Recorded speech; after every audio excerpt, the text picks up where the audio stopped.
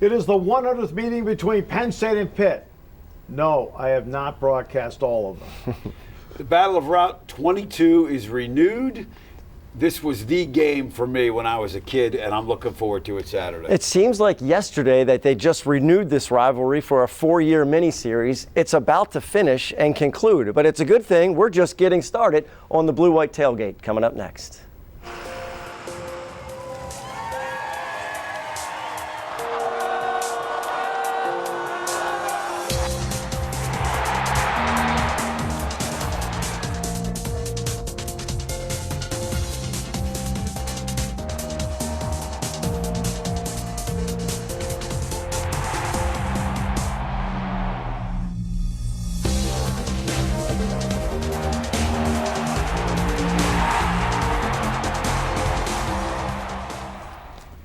Hey, welcome. Great to have you with us, Steve, Jay, Todd. We're looking forward to this one. We'll break down Penn State and Pitt, look at the Penn State offense and how they rallied in the second half, what the defense did, and, of course, take a closer look at Pitt. But first, let's go to the update desk. And the fourth member of our crew, Josh Sperber, with the update desk, courtesy of PSECU.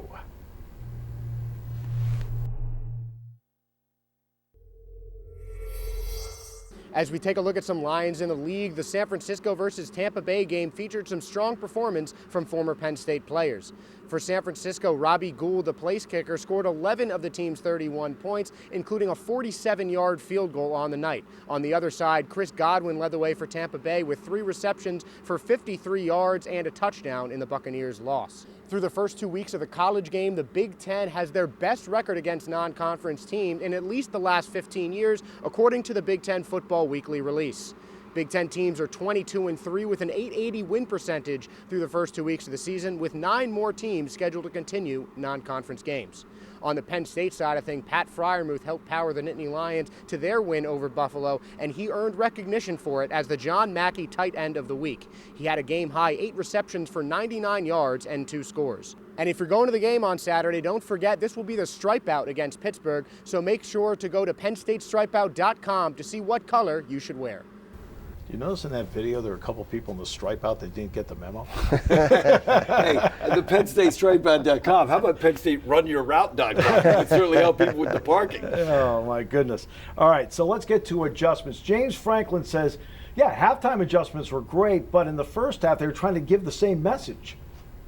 At halftime, we were able to really make some adjustments with a young team. We got to be able to do that throughout the game, that we got to be able to make adjustments in between series. You know, what's interesting about that, this is where age comes in, Todd. In college football, everybody's, quote, younger now. There aren't many seniors anymore. Yeah. You know, and this game against Buffalo, I think, was a coaching staff's dream from the standpoint of you got a lot of stuff on film to work on. And then, you know, you talk about age and the youth of the player, you can say to them, look, this is exactly what happens when you come out lifeless and you assume that you're going to take out a team that you're supposed to beat. And then you show them the second half and say, and this is exactly what can happen when you play to your potential. So it really, Jay, for our coaching staff, a lot of material you can work with when you're talking to your team. You and I talked about in the film room last week about 79 points. Everybody's telling them how great they are for an entire week, and a young team buys that. Right. Yeah. And I think that was a good wake-up call for them to have a tough first half. What was it like for you talking to an older quarterback versus a younger quarterback in terms of in-game adjustments? Well, a lot of them, they would come to you sometimes and say, hey, I'm seeing this, I'm seeing that. And, you know, hopefully Sean Clifford's getting to that point where he's starting to see some things. And older wideouts would come in and say, hey, look, this guy's overplaying me the inside, I can take this. So that's a major difference. And now we talked about the schedule being step every week up. Now, obviously, Pitt will be the best team they've played to this point. And for Nick Bowers, he wants to be able to go home with his head held up. It'd be a lot of fun. I mean, I know a lot of my friends, they always, you know, say a lot of stuff to me. You know, even though they mean well, you know, they cheer for me, but they, you know, are Pitt fans. You know, it'd be nice to go home and just not have to hear any of that. Yeah, well, I think that's the way everybody feels about this. Well, he's from Katanning, if he wants to go back to the wagon wheel and get a burger and place the big cowboy outside, he wants to be able to go in there with his Penn State stuff on, not hear anything about it. But that's the beauty of this game. The beauty of this game is everybody lives next to each other. They got to deal with each other. They're going to hear about it. And now this one they'll hear about for the end of time. That's the important part about it. This is the end of the 4-year series. And, you know, Penn State, when you looked at this series when it first stepped up, think we knew there was going to be some trouble with that first year with the Pitt team. Very experienced rushing attack, very experienced offensive line. They thought they'd get the next 3, and they got the last 2 fairly handily, certainly last year. They want to finish it off at Beaver Stadium well. Yeah, so let's take a look at the series. All right, here it is. Over the years, now, you notice there's only 24 games at Beaver Stadium? Have you noticed that? Yeah, but Beaver Stadium didn't exist. You know, I think they're going with the 1960 version of Beaver Stadium. Yeah. So, but there were some, yeah. Yeah. It was definitely Pitt heavy. Well, because there were a lot of games at Forbes Field, a lot of games at Three River Stadium that were neutral games, Jay. Right? Neutral. Yeah. Yeah, but we won most of them, so. I know, I understand. Put that in your pipe and smoke it. And most of them recently. I think since '52, they're 33, 13-2 or something to that effect. So they've dominated the series in the second half of the 20th century. You know what, though, but from 73 to 83, and you know, this was, I think, the best series in the country. Better than Michigan, Ohio State, better than Auburn, Alabama. 2 Heisman Trophy winners, 2 national champions, 3 other teams ranked number 1, draft choices everywhere. We'll look at the Penn State defense and what they did Saturday in a moment.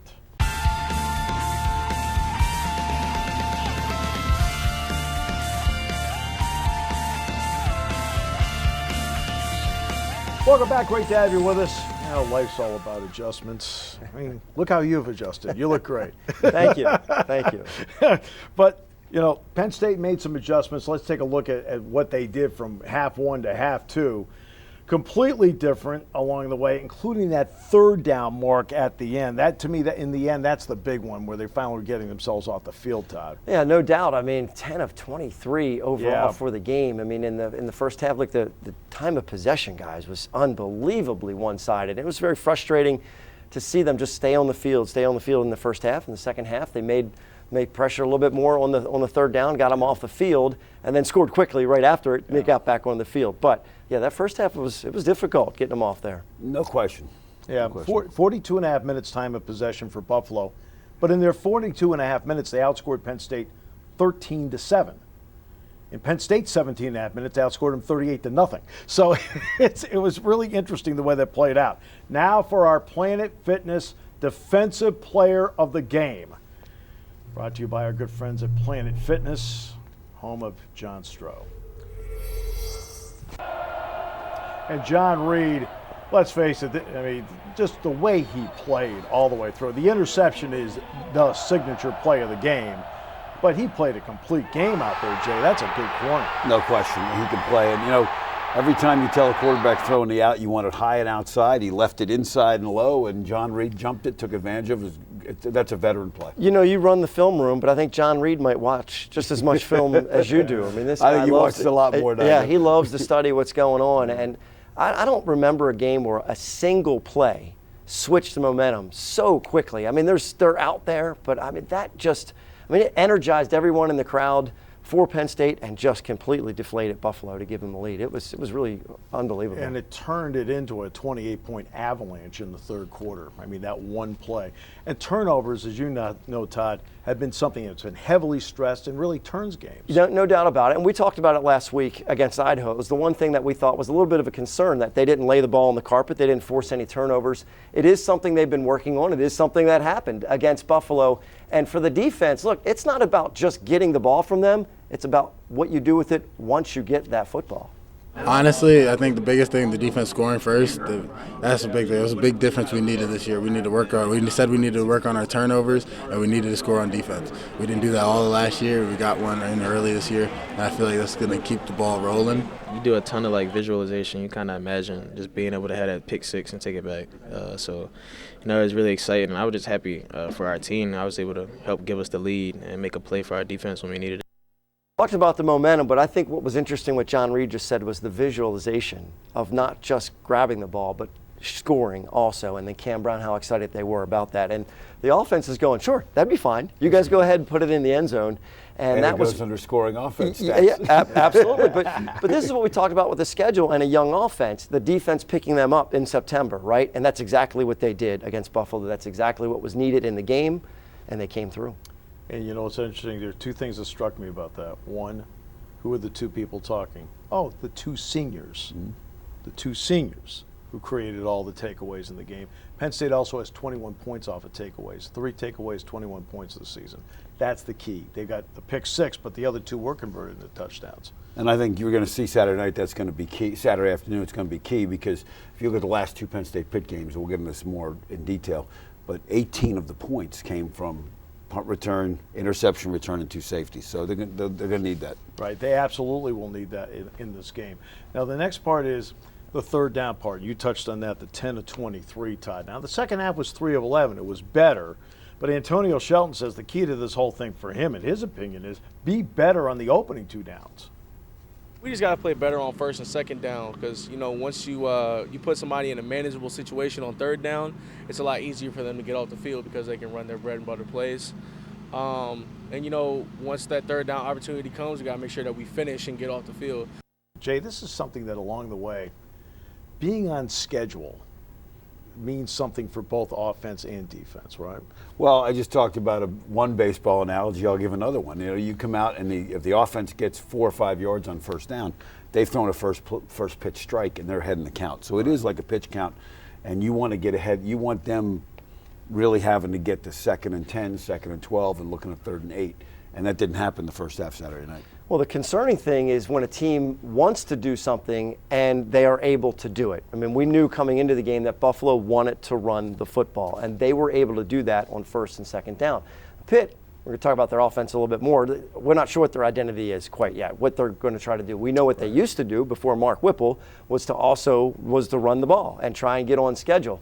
They're throwing the ball a lot more with Kenny Pickett, so it's going to be a little bit different. But as far as the Buffalo game, what was concerning is that they were able to do what they wanted to do in the first half to stay on that schedule. Right. And we have questions about the interior rushing attack or rushing defense. Yeah, it's interesting because in today's game with spread offenses, a lot of it is what you're getting on first and second down. Penn State right now is getting 63% of its offense on first down, right? Where they're putting you on your heels. They're not getting to third down that often. All right, so let's go to Tail of the Tape, presented by our good friends at Go PSU.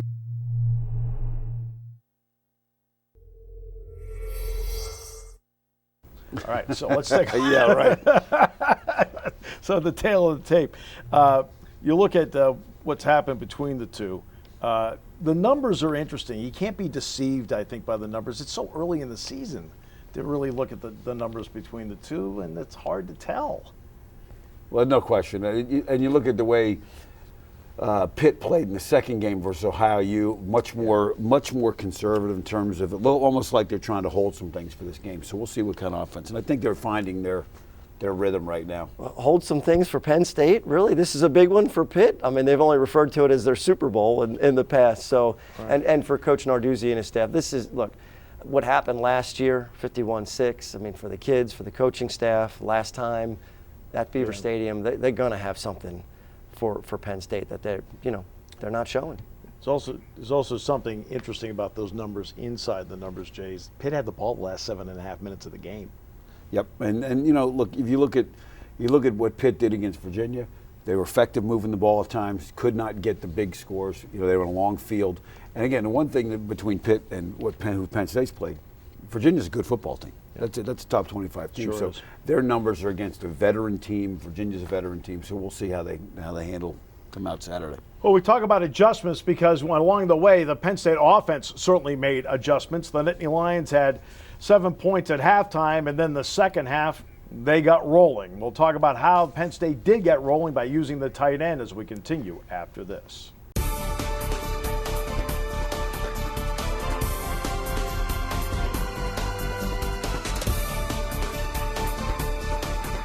All right, welcome back. So Penn State did not hit the complete gear in the first half offensively, guys, but in the second half they really hit the gear. Well, they hit the big passes. I mean, I think that was the biggest difference in the game was they hit some big plays in the pass game, got Freiermuth involved, and that changed the whole tempo of the game. And I think if we reviewed last week's film room, someone said something about the safeties being aggressive in the running for rushing defense with Buffalo, and that big plays would be a big part of this game. And it's, when you have a Buffalo, a MAC team like that, Penn State's more talented. They have the wide receivers, they have the speed, and they were able to stop them in the first half. But boy, they really got rolling, and Sean Clifford got rolling with the deep game, 16 completions, 275 yards. I mean, they hit some big plays. They did indeed. In fact, it is a tale of two halves, as you'll see, as to what Penn State did in the first half to the second half. That is dramatic along the way. And again, the ability to sit down at halftime, Jay, everybody learns in a different way, and some people have to actually have a settled situation to figure out what they're doing. Yeah, and I think the biggest thing, even more so than adjustments, was the execution. Yes. I mean, he found the open guy, Yep. got it to him, and 6 points later, that blew the whole game open. And so I think that was as much a part of it as adjustments. Got to give the O-line credit. Got Clifford the time that he needed to let the receivers get deep, so they did a nice job with their adjustments as well for the second half. And now our Bobby Rahal drive of the game. This will be a long, extensive sequence of plays here, so please sit back and relax and enjoy the Bobby Rahal Honda drive of the game. This is after the blocked punt by, or actually the return by Journey Brown. Journey brings it back there. Okay, so they're at the 23. Okay, we're home. Yes. Yeah. Done. There's nothing better than a short field. Starting at the plus 23, you'll take that every day of the week. And Penn State's been great so far on plus side. I mean, Penn State's plus side's been terrific. And you mentioned execution. That was really fantastic. Play fake, and then Freiermuth was just running right down the middle, hit him between the numbers. So that was just fantastic play to cap it all off, too. Well, Steve mentions the field position. We're going to talk about that in the film room, about how important that was for Penn State, how important it was last 2 years against Pitt as well. Yeah, I think, but Penn State right now is, I think the average drive starts at the 38-yard line. Right? Which is phenomenal. Which is, I mean, that changes everything for you. All right, now let's get into the John Stroh Planet Fitness Offensive Player of the Game. Jeez, I hope John's a member. I am, by the way. It's a great you place. Are Planet I am, Fitness, absolutely. right? I go over there. They got the purple Tootsie Rolls. So let's get to Pat Freiermuth, because I feel like we're going to channel the inner George Paterno here. Okay? So go ahead. What does the tight end mean in today's game? Well, against the defensive scheme that Buffalo is running, and the one that you're going to see this week, and the one you're going to see against Michigan State and a bunch of other people, your safety is locked up on that tight end with a vertical release a bunch, and he's got to be a big part of this offense. He certainly was last week. 8 of 16 completions in the game, and Clifford only had 16 completions. Half of them went to the tight end, Freiermuth. 99 yards, that's a career high for Pat, and the tight ends have been important in all phases of the game, as Josh Sperber tells us. Pat Freiermuth had just 1 reception for 25 yards in the season opener against Idaho. Last week, he bounced back in a big way, pacing the receiving corps with 8 receptions for 99 yards and 2 scores. His performance was vital to a bounce-back second half for the Nittany Lions and showed the importance of the tight end position to the Penn State offense. We try to present ourselves as a reliable source, for production in the game. Pat came in and, he came in and was, calming everyone down, and he's like, we're gonna be fine. He wanted the ball, obviously, and they gave him the ball, and you saw what happened. Bowers and Zach Kuntz are expected to have an increased role in the offense going forward, but Freiermuth has emerged as a go-to target for Sean Clifford. After a huge freshman campaign where he led the team in receiving touchdowns, Freiermuth was named captain for the 2019 season. Part of playing faster is not just that his body fat is dropped, but it's also because he's confident in what to do and how to do it. So, I'm very pleased with him. We obviously feel like we got one of the best, if not the best, tight end in college football. Pat Freiermuth's teammates and coaches have a lot of faith in him as a player and a leader. And more games like last week could mean big things for Penn State's offense. He's a big-time player, no question. It also helps that Nick Bowers is a guy that, under the radar, good blocker. He can catch the ball as well. You saw him catch one in the Citrus Bowl for a touchdown. But Freiermuth has a chance to be one of the – Penn State's had a long lineage of terrific tight ends here, Jay.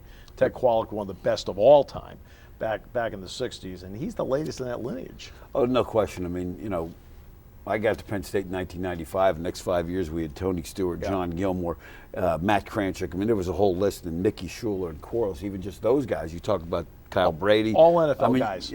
I'm forgetting somebody, and I'll probably get an email from somebody for not mentioning them. But, It's been a tradition, no question. Yeah, a little bit spoiled. And Steve, you and I were just talking about the underrated catch that Pat made on the touchdown, one-handed grab. The fourth down. Right. So and just it's not easy to make those short touchdown or those short grabs one-handed. You have that quick reaction. So he uses his hands well, doesn't catch it in his chest. Really impressive all the way around. Made a comment in the pregame that Jahan Dotson had not caught a touchdown pass in his career.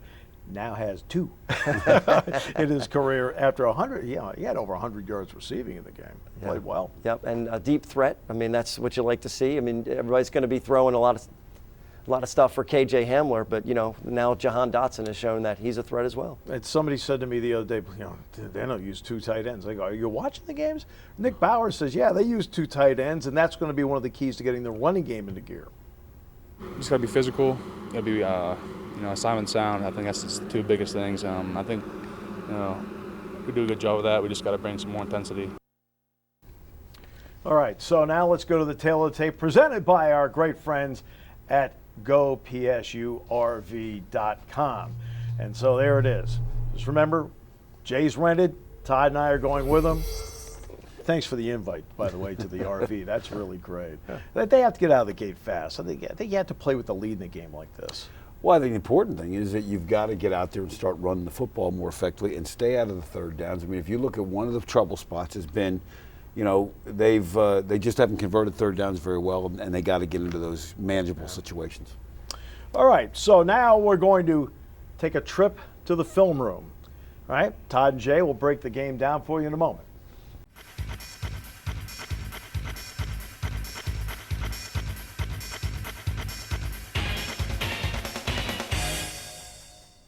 So we got up, we're stretching our legs, we're into the film room with Jay Paterno right here. It's brought to you by Beer Bellies Beverage.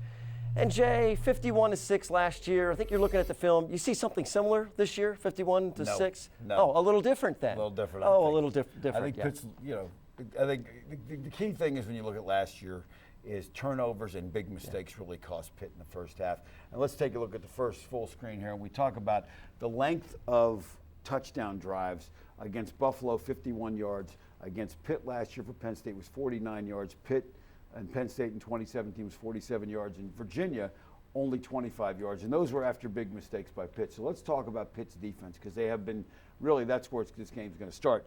And let's take a look at our first screenshot. And their base defense, and you're going to see this same base defense from a lot of people. You have very aggressive corners on the outside, safeties that are aggressive on the run support, 3 linebackers. Let's take a look at the video at what they do with that. And again, you're going to see really good tackling in the secondary. We've talked about it. That's a corner coming off press and making the tackle, and they're aggressive up front. And given Penn State's struggles running the ball last week, that could be an issue. Now, talk about those aggressive corners. Again, they are up here. They want to disrupt the receivers. So that's going to put some pressure to get some plays with the tight end and the slot. But take a look. We got a nice shot and a nice video here of this corner down at the bottom playing very aggressive. And take a look at how aggressive he is. Snap of the ball. He's right there. He's looking to disrupt. Virginia's trying to throw a fade to a very good wideout, by the way, who really, look at all the hand fighting there. You're going to get some pass interference calls on Pitt most likely, but they're going to be in there trying to disrupt things. Now, the other thing, when they do that on the outside, you never get anything for nothing. That leaves their safeties on slot receivers. So a guy like Hamler or a Freiermuth's down here with this safety, they've got free releases, and they've really got a 4-way go on this safety without any help, and you've got to take advantage of that. Hamler should have a big night, and the slot receiver should have a big night. Take a look at how Virginia takes advantage of this. Nice isolation right here. He's got that safety's really in a bind. Even with the corner help, they're able to get that. And the guy that I think Penn State really wants to attack is going to be number 3 of the 2 cover guys. Not that he's bad, but he's just not as good as the other one. Now, on third downs, Penn State has struggled on third downs. Clifford on third downs, we've had 12 plays. We put the ball in his hand 12 times. He's made 1 first down throwing and running, so that's got to be a better number. On third downs, Pitt is going to come after you. Here's a very complex blitz out of their nickel. They bring one of their corners in. They bring him off. They get twists up front, which for a young offensive line that's struggling in pass protection is a problem. Take a look at what happens with UVA here. Again, 3rd and 7, and they are coming. He barely has time to set up because they get some twists and some switches, and they're not able to pick it up. And again, that's going to be a real challenge for this offensive line which gave up 3 sacks last week against Buffalo, and they're not as talented up front as Pitt is. Yeah, the one takeaway I get from that is get KJ Hamler the ball as much as possible. Ran a jet sweep against them last year and didn't get it the ball much after that. They didn't need to, but they're going to get the ball to KJ Hamler. Yeah, and you know, when Jordan Norwood was a slot receiver, we play teams like that, he would have big days. Okay, switch sides. Yeah, on offense. Now you got to look at, again, Pitt's got to have to avoid the big mistakes. So let's take a look at what they're doing with their offense. You know, Mark Whipple's come in. They're still going to have their power run game. That's going to be a basic for them.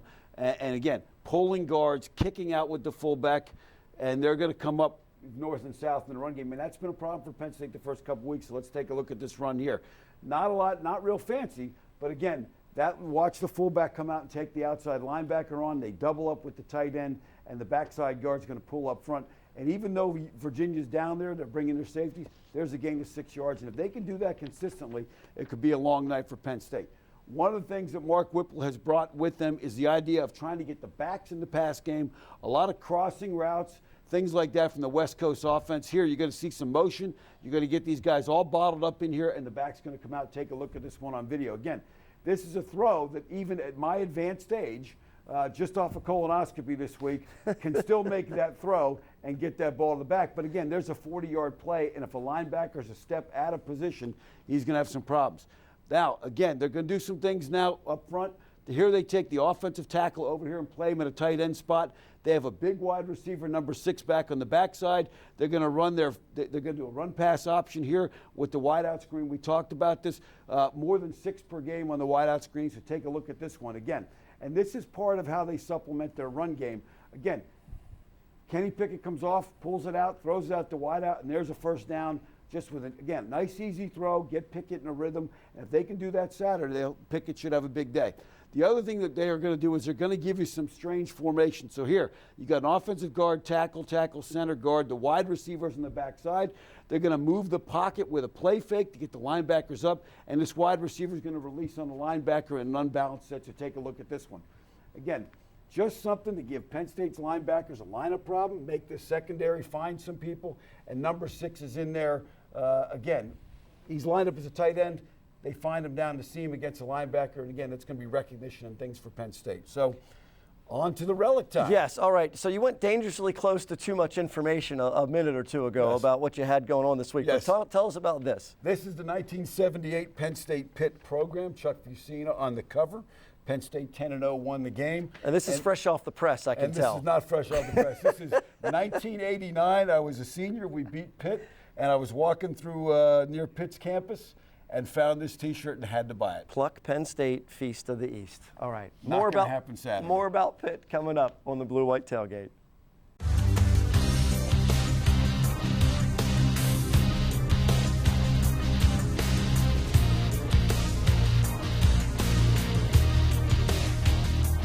All right, fresh out of the film room, and Rob King, by the way, still to come, along with the good, the bad, and the ugly. A little different perspective. We'll bring Josh Sperber in for this as Todd takes a break. Jay Paterno's still here.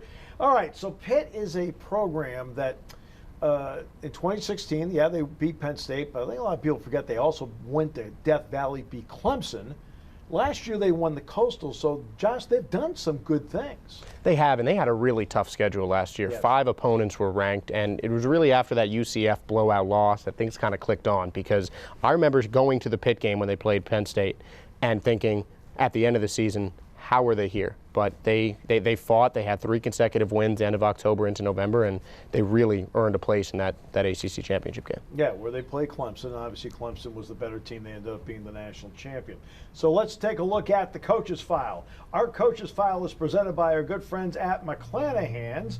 McClanahan's Penn State room, where we're going to go buy a lot of stuff. We're going to bring it to that RV that Jay's taking us all the game in. That's right. You look at the Narduzzi file, some flashbacks there, having to call plays against him when he was a coordinator at Michigan State. Really a talented coach, a great guy. And Josh talks about how they turned last season around.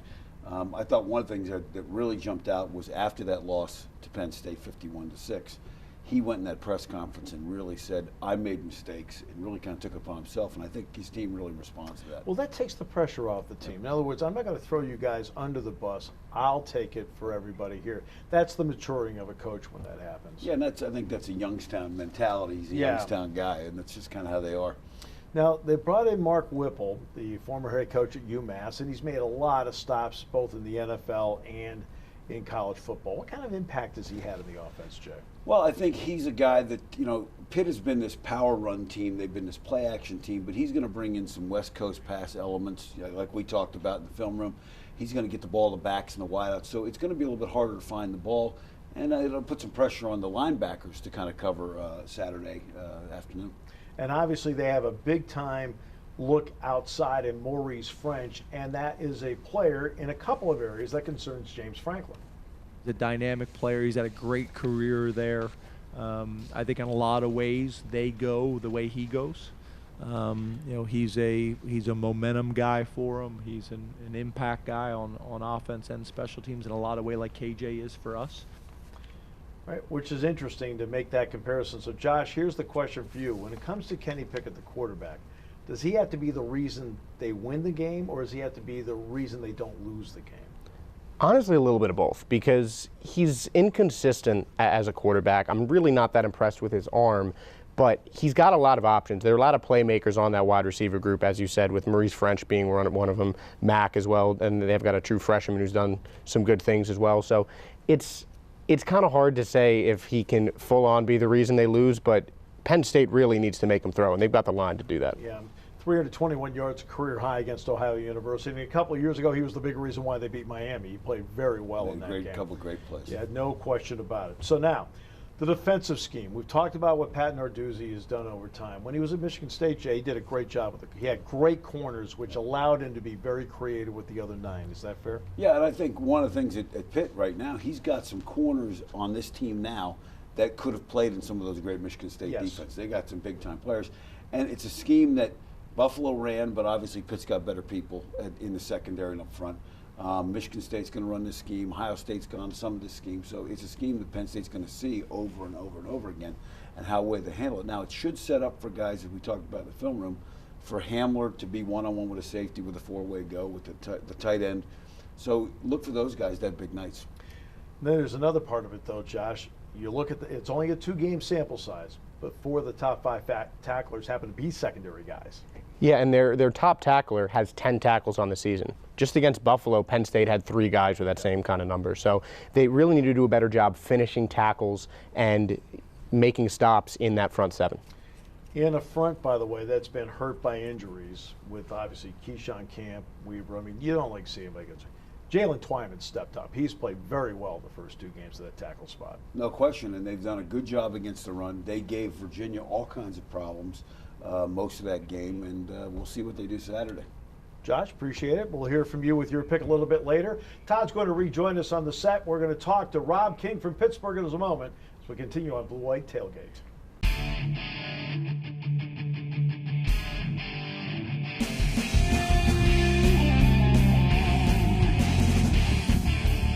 Well, very pleased to go to Pittsburgh and join one of the outstanding broadcasters who not only covers Pitt, but also does a lot with the Pirates and everything else going on in Pittsburgh. Rob King. Rob, welcome. Great to have you with us. Steve, guys, thanks very much. I appreciate you having me on. So what's the atmosphere been like in the city? I realize the Steelers on Sunday night may have pushed the Pitt story back a little bit down the line, but what's the atmosphere been about this game in the city? Yeah, as you know, Steve, it does have a tendency to do that.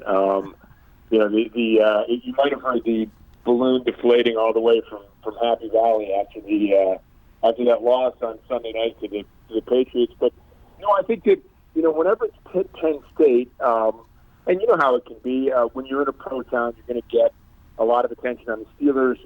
The Pirates have had some drama lately. The Penguins are getting ready to start up. But when it's Pitt, Penn State, you're going to get the attention of sports fans, and there are a lot of people fired up about this game. And unfortunately, it looks like it's the end of the rivalry for a while.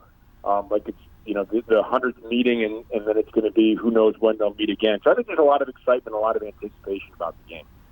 Rob, I've known Pat Narduzzi a long time from assistant coaches and recruiting stuff, and I think he's done a great job. How do you see him being perceived down in Pittsburgh, and talk about some of the energy he's brought to that program, trying to rejuvenate it, so to speak? Yeah, I think last year was a big year for him.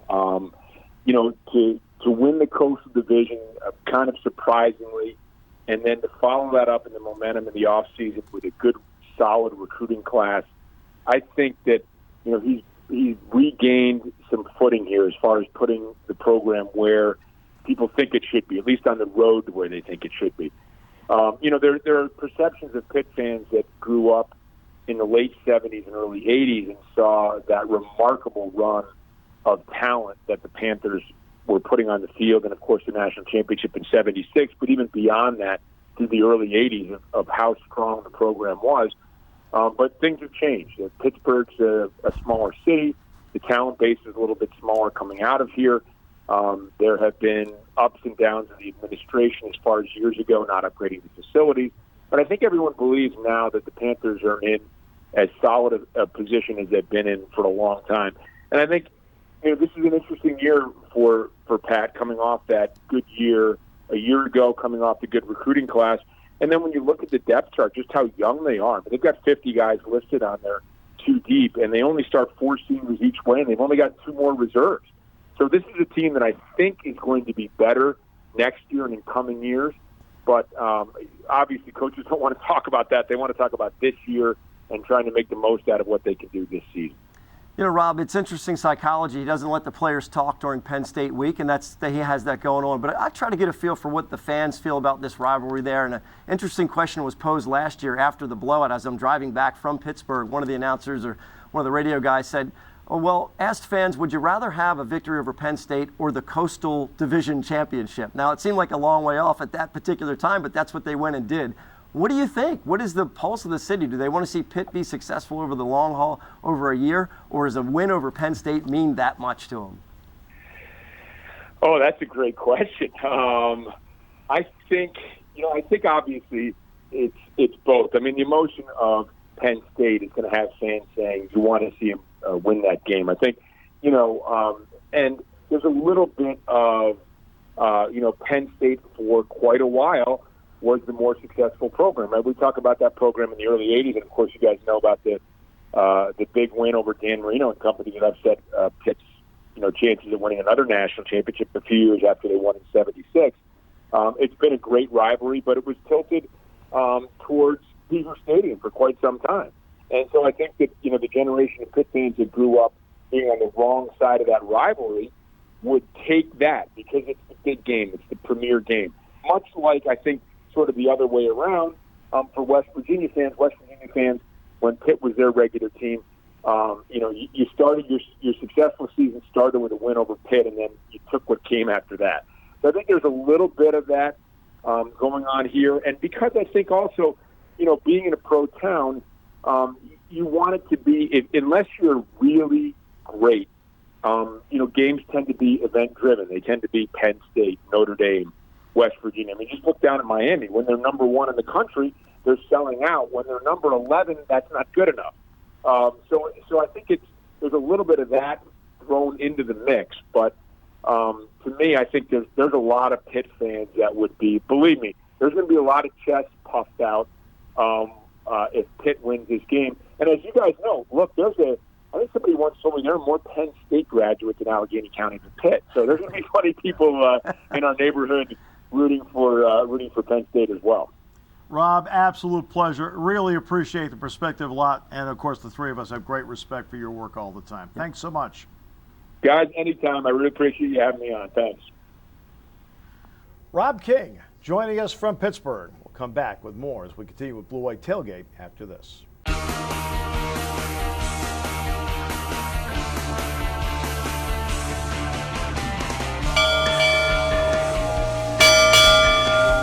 So we hit the G block, the 100th meeting between the two. So, of course, the question is going to be, should they continue playing?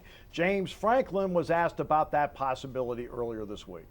I think some of the conference scheduling challenges, you just want it to be an even exchange. And the best way to do that is neutral site. Now, how do you do that? I'm not really sure where it makes sense for both parties. But Jay, you grew up on this. You grew up in this game. They should keep playing. Again, obviously because of 9 Big Ten conference games, you can't do it every year. But, if you do it 4 out of every 10 or 6 out of every 12, whatever it is, 2 out of every 4, I think they should keep playing. I think it's a lot of fun. I think they should keep playing, and if you're going to win 3 out of every 4, is that good enough in a series? If you're talking about having a marquee opponent and then your Pitt game and then maybe a non-con or whatever, another non-Power 5, I should say, maybe that's the way you schedule. I mean, is the Penn State Pitt game enough? Is Pitt the same level? I don't think so. You're going to win 3 out of 4, but I don't know if you want to win all 4 of those games. So you've already put this one in the books, I see. No, I'm saying that's what I think. I think that's what the mindset is. You know what I mean when you schedule it. All right, so now we get to the good, the bad, and the ugly. Jay, you get to start with the good. I have the good. The good is that we're playing this game for the 100th time, and I hope everybody embraces this. I've guest lectured at Pitt's Cat School of Business the last 5-6 years, and one of the students, just to show it still matters to them, gave me a Pitt is still the one button the year after they beat us. So, that's good. I think it's fun to have that back and forth. All right, I get the bad, and this deals with television this time. Alabama's going to play Southern Mississippi. It's going to be 97 degrees, and they're going to make them play at 11 a.m. Central Time because TV said so, when the game should be at night. It's better for the players, it's better for the fans, but they don't care. College football's a TV show. We'll continue with our TV show with the ugly. So I'll continue with television and how bad Michigan State's uniforms look on television from this past weekend. The neon green? Really? No. And they're even considering doing it again. I just find them ugly. Wow. All right, so now let's get to our picks presented by our good friends at the Center Daily Times. And the CDT has us sponsoring in this segment, starting with Air Force in Colorado. Colorado just rallied and beat Nebraska. I'm going to go with Colorado. So, Todd, what do you have? I got USC and BYU. And USC might have salvaged their season with a true freshman, Keaton Slovis. 28 of 33, 377 yards against Stanford. It wasn't even close. I think they're going to go to BYU and get another W. If you're thinking 2 Pac-12 wins give Hawaii the edge over Washington this week, think again. The Rainbow Warriors were 3-3 at home last season, and 2 of those wins came against teams that finished well below 500. I'm liking Jacob Eason and the Huskies to bounce back from that upset and beat Hawaii. And I got Iowa at Iowa State. College game day is in Ames, Iowa for the first time in history. Iowa's playing with efficient offense and solid defense, and that travels well. I like Iowa and the Big Ten to come out of this one on top. All right, that should be a good one between the two. All right, the Blaze Alexander keys to the game. So let's get rolling with the Blaze Alexander keys to the game. Todd, what do you think? How's this going to play out, and what are the swing numbers? I'll go with some alliteration. Pickett pressure. You got to get some pressure on Kenny Pickett. Do not let him get comfortable. You don't have to be a big name to pick apart a defense, and we found out that from Matt Myers, who looked fantastic when he had plenty of time to throw against Penn State. You got to make him uncomfortable. He's elusive, so you also kind of got to box him in as well. You know darn well Pickett's the kind of guy that can throw for 321 like he did against Ohio University. He played a great game a couple years ago against Miami, but then sometimes he has a down game. You just don't know. So I think one of the keys, besides the turnover thing, will be, I think, which quarterback plays better in this game and more efficiently. I think the key is the big mistake. This is going to be a game that's tighter than people think. If you look at, we talked about in the film room, the short drives Penn State's gotten to score touchdowns. Pitt has not really given up a long touchdown drive. They're good on defense. They're going to take away some big plays. And I think we didn't talk a lot about this. Hamler in the slot on their safety, find number 3 in coverage. I think that's going to be key for Penn State. Yeah, it's going to be very important in this one. And that secondary, by the way, for Pitt is really, really good. And I think that's what, that's where their veterans are. Yep. That's where the veterans are in that defense. And they tackle well. They're not going to give you a lot of big plays, and hopefully Penn State can find those big plays. Yeah. All right, so it's the 100th meeting between the two coming up in Beaver Stadium on Saturday. Looking forward to it. It's going to be a noon kickoff between Penn State and Pitt, and it's the final game in this 4-game series that was set up a few years ago. Well, for Jay, Todd, Josh, I'm Steve Jones. Thanks for joining us on the Blue White Tailgate.